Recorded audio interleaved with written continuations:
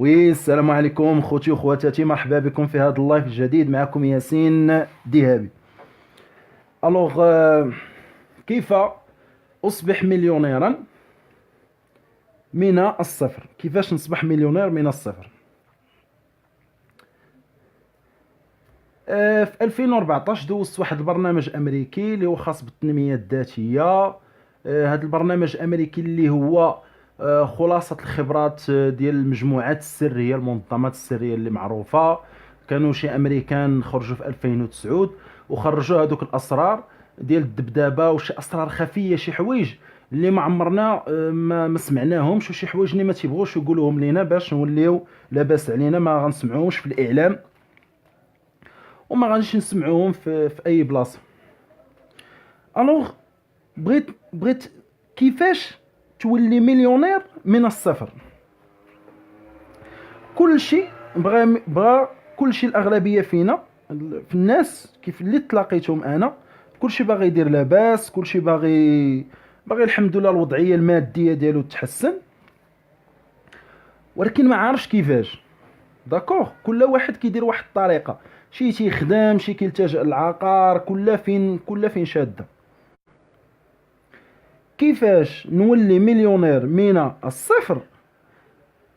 اسهل طريقه واقرب طريقه باش تولي مليونير ولا باس عليك انك بعدا تغير القناعات ديالك، ان هاد القضيه ديال انك بعدا انت اصلا ماشي فقير. خصنا دابا باش ندوي في هاد اللايف، بغيت نعرف شكون بعدا اللي قال ليك بانك انت فقير.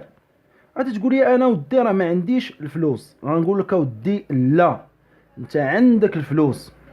انت فاش جيتي لهاد الحياة الدنيا الله سبحانه وتعالى كاتب ليك الرزق ديالك اللي غادي تاكلو، كاتب ليك فلان بن فلان غادي كونسومي واحد 6 ديال الملاير غادي ياكلهم.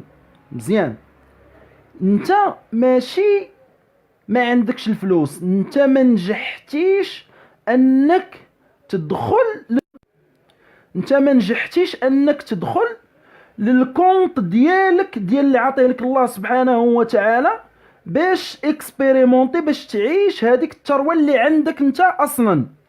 لانك انت في الحمض النووي ديالك، في الاديان ديالك، انت ولد ادم، وادم تخلق في الجنه، والله سبحانه وتعالى في الجنه انت عندك لا فيبراسيون ديال لا غيشاس، عندك الدبدبه ديال الغنى.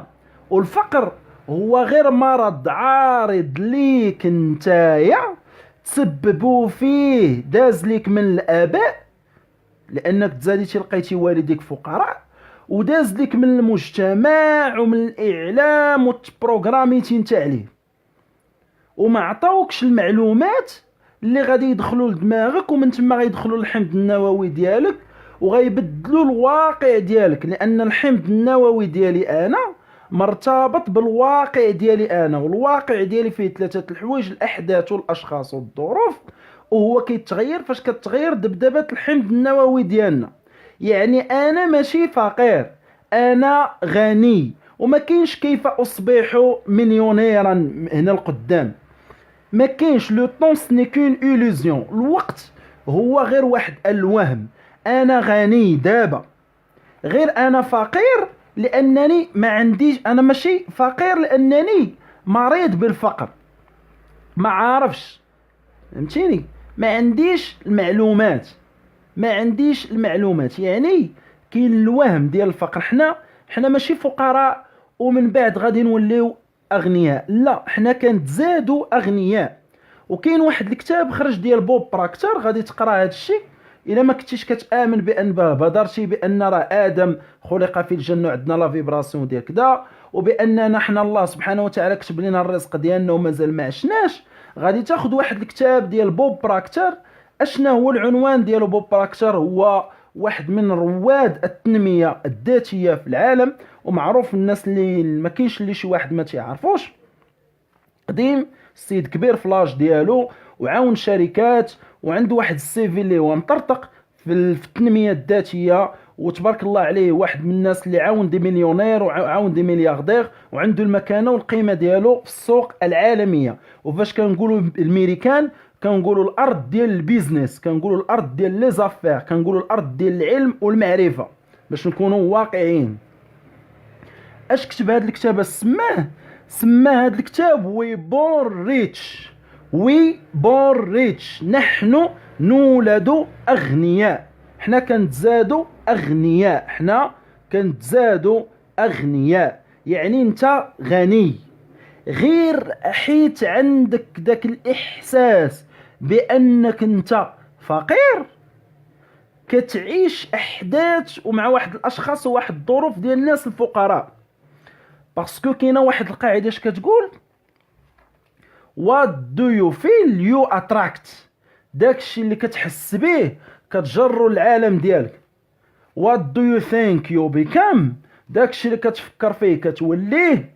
what do you imagine you create. داكشي اللي كتخيلو كتصنعو. انت تتقول بانني انا فقير، ما يمكنش ليا بعدا نولي انا غني، صعيب باش نولي غني.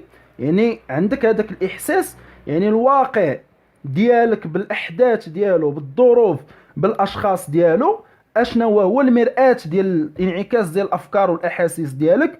اش غادي يقول لك؟ غادي يقول لك بانك انت فقير، غيعطيك داك الواقع، غيعطيك الاحداث وغيعطيك داك الشيء ديال الفقر.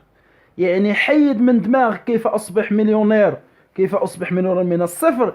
انت مليونير، ليس هناك نهاية، البداية هي النهاية. انت خصك تحس بانك انت عندك الفلوس، واخا ما عندكش الفلوس، واخا ما عندكش الريال في جيبك، خصك تحس بان عندك الفلوس. ومن تما غادي الواقع ديالك غيتبدل، وغيدخلوا عندك الفلوس دون مانيير او دون اوتر، بطريقه او باخرى. غادي يبداو يعيطوا عليك ناس انت ما شغلكش. انت الله سبحانه وتعالى سخر لك الكون وعطاك لا بونسي، عطاك الهديه، العقل ديالك، لا بونسي ديالك، التفكير، وجعل داكشي اللي كتفكر فيه هو كينعكس في الواقع. يعني لا فكرتي بانك انت غني، فان الواقع ديالك غادي يتغير، وغيعطيك احداث، وغيعطيك الظروف، وغيعطيك الاشخاص اللي غادي يخليوك بانك تصبح غني. ولكن لا قلتي بانني انا راني فقير، فهذه القناعه ديالك. حنا كنتزادوا اغنياء، عندنا الرصيد ديالنا عند مولانا ديال الفلوس، وتا اللي ما عندوش رصيد ديالو يمكن ليه يغير القدر ديالو بانه يرفع دبدبه الحمض النووي ديالو. حنا كنتزادوا اغنياء، وي بور ريتش، حنا كنتزادوا اغنياء. الطريقه ديالي باش ندخل للكونت ديالي يديروا لي الله سيدي الله مولانا، انني كنكتشف اشنا هو نموذج صناعه الثروه الخاص بي. ما هو نموذج صناعه الثروه الخاص بي؟ هل هذا نموذج صناعه الثروه الخاص بي هو نموذج اللي هو نموذج القنطره او نموذج السلم؟ هل هو نموذج القنطره او هو نموذج السلم؟ الاخت كتسولني خويا علمني كيفاش نوصل لهذا الرصيد. نقول لك كيفاش توصلي لهذا الرصيد. باش توصلي لهذا الرصيد، اول حاجه خاصني نكتشف نموذج صناعه الثروه ديالي. نموذج صناعه الثروه واش هي قنطره او لا هي اشال؟ بمعنى الكون هو دويال، الكون هو دويال، يعني فيه الكون هو فيه جوج الحوايج. كاين تكاملي فيه الليل وفيه النهار، كاين عندنا الشهيق، كاين عندنا الزفير، يعني من كل شيء خلقنا زوجين. وحتى بالنسبه للمال كاين عندنا جوج الحوايج. كان عندنا وحدين عندهم نوايا الكسب والادخار، وحدين عزيز عليهم يخدموا، وكاينين وحدين ما عزيز عليهم يخدموا. كاينين وحدين ما عندهمش نوايا الكسب والادخار، ما عزيز عليهم يخدموا، وما عزيز عليهم يخزنوا الفلوس، كيتبرعوا كيخسروا الفلوس اكسيتيرا. وكاينين وحدين عندهم نوايا الكسب والادخار، باغيين يخدموا وتيخزنوا الفلوس.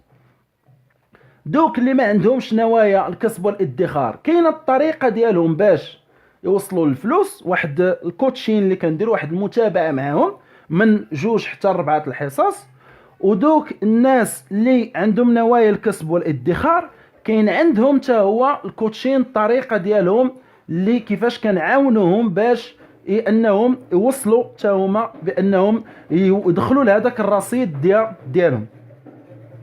يعني خصني نعرف نموذج صناعه الثروه ديالي مزيان. وقبل هذا وقبل كل شيء خصني نحلل بعدا الشخصيه ديالي، خصني نحلل شخصيتي، نعرف انا شكون ونعرف نموذج صناعه الثروه ديالي. اذا هاد الناس اللي بغاو يدخلوا كيف ما قلتوا يوصلوا لهذا الرصيد ديالهم، ما عليهم الا يتصلوا بنا، حنا ان شاء الله تعالى كنعاونوهم وكنرافقوهم حتى يوصلوا لهذا الرصيد ديالهم، حتى يوصلوا لهذا الشيء اللي بغاو. داكوغ، كنحددوا معاه موعد، كنحللوا ليه الشخصيه ديالو، كنشرحوا ليه بالدارجه نموذج صناعه، هو برنامج اللي هو امريكي ولكن حنا كنبسطوا ليه، كنشرحوا ليه نموذج صناعه الثروه الخاص به، وكنعاونوه حتى كيبداو الفلوس يدخلوا للعالم ديالو. وتذكروا جميع ان الفلوس هما التردد الاضعف في الكون. L'argent, c'est la vibration la plus basse de l'univers. L'argent, c'est la vibration la plus basse de l'univers. الفلوس هما التردد الضعيف في الكون. داكوغ، وهما اسهل حاجه يمكن لك تدخل ليها. وهذا الشيء راه اكتشفته شخصيا ابتداء من 2014. انا كنت واحد الانسان قبل من 2014، واحد الانسان اللي هو عادي، واحد الانسان اللي ما كنتش شحال من حاجه ما كنتش كنقد نديرها، وشحال من حاجه، وكانت عندي واحد المعتقدات اللي هي كانت عندي اللي هي خاطئه حول مجال هذا المال، وبالتالي كنت كنعيش في واحد الحياه اللي ماشي ما فيهاش الوفره، ما فيهاش الغنى، ما فيهاش المال. كان عندي واحد المعتقدات اللي هي سلبيه على المال، ما كنتش عارف نموذج صناعه الثروه ديالي، وما كنتش عارف بالضبط شنو هي الشخصيه ديالي كيفاش دايره، وما كنتش عارف شنو هي الحمض النووي وشنو هي الدبدبه وكذا الى اخره. كنت كنعتبر بان انت خصك تخدم باش يكونوا الفلوس، ولا من بعد اكتشف ان لا، كاين واحد الامور اخرين، انني خصني نخدم على راسي ونغير شي مسائل في نفسي. والفلوس، المال ما هو الا نتيجه، يعني انني خصني نغير الجذور باش كيتغيروا الثمار. ومن بعد الحمد لله من 2014 بداو الحاله الماديه ديالي الحمد لله تحسنات، زعما اللهم لك الحمد. ونحط واحد الهدف ان شاء الله تعالى، انا ان شاء الله تعالى في هذه السنوات المقبله انني نوليت انا بارمي الناس اللي هو ملايريه ان شاء الله تعالى، حتى حنا نكونوا في مصاف. لان اسهل حاجه هي باش تولي مليونير وتولي ملياردير، خصك غير واحد شويه الوقت، وانك تكون خصك المعلومات، وتبقى انت ديما مرتبط بهذه المعلومات ومرتبط بالبرنامج اللي كيوصلك لهذا الشيء. يعني فاش كيتحط التران، كتحط هذيك السكه، انت صافي راك وصلتي. هي بقات غير عام، عامين، 10 سنين، لا طول الله العمر، راه غادي تسمع بانه ياسين ديابي اصبح واحد من الملياردير ديال هاد المغرب. هي توت اون كيسيون ديال فيبراسيون، ديال لا بونسي، ديال هادشي اللي كاين، لا بونسي، لا فيبراسيون، ديال الفيلينغ، وديال هاد لي كرويونس، لو سيستيم دو كرويونس، ولي ديال لي زيموسيون، وهاد لو موند اللي هو انفيزيبل.